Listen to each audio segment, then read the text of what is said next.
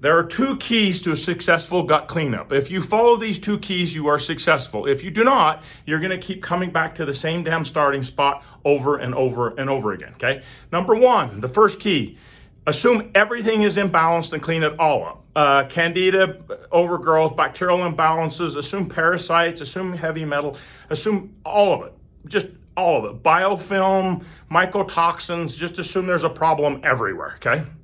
Number two, assume that the imbalances are in the stomach, small intestine, and large intestine.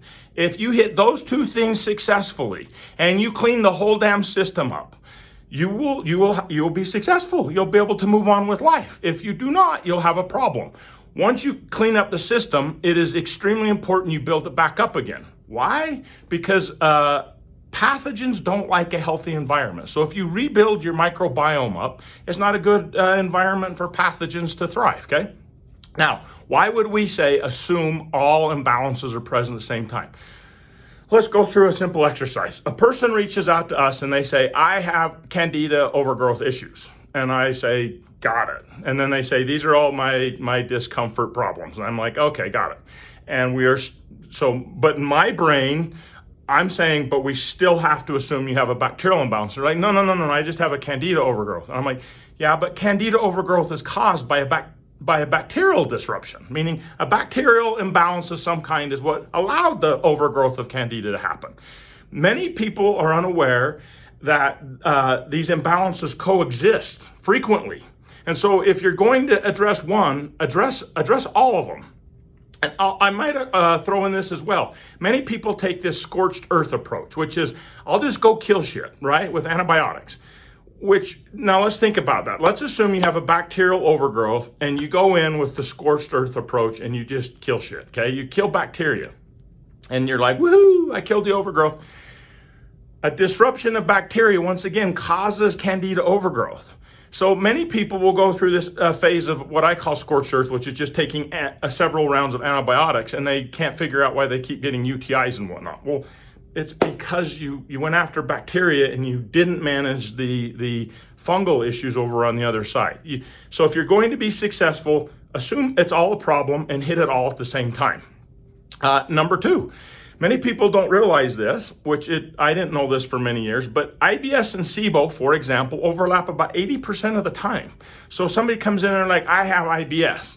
And I'm like, okay. And in my brain, I'm like, and you have SIBO. And by the way, I'm going to assume you have H. pylori overgrowth in the stomach, and I'm going to assume you have low stomach acid.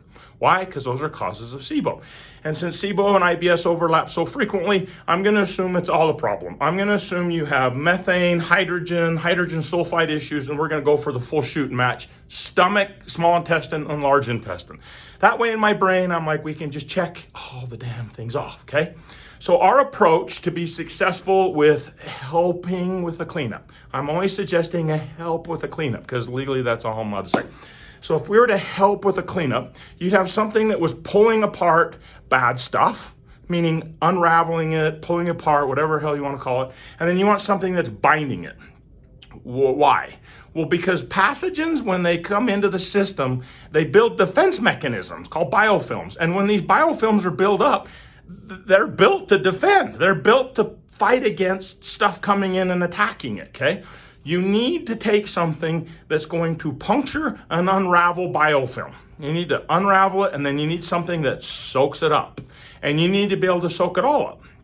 Okay, so that's our combination. I am not suggesting that probiotics are the best option for either of these. A, probiotics are not binders.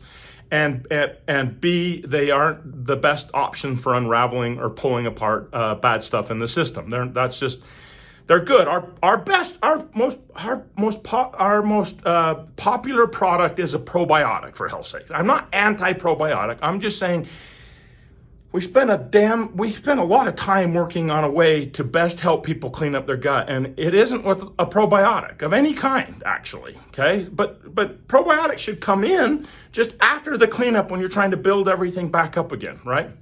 Okay, so if you want help with the cleanup and you want to be successful with that, DM us #cleanup.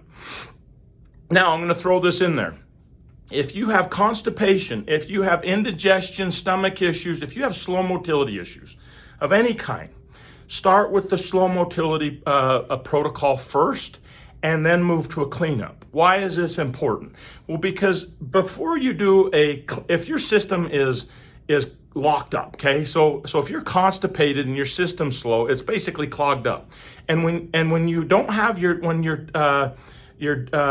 detox pathways aren't opened up, pathogens are just going to get reabsorbed into your system, okay? So for some of you, or many of you, if you have constipation, heartburn, reflux, slow gastric emptying, which by the way causes heartburn and reflux issues, if you have any of those problems, please start with the slow motility protocol first.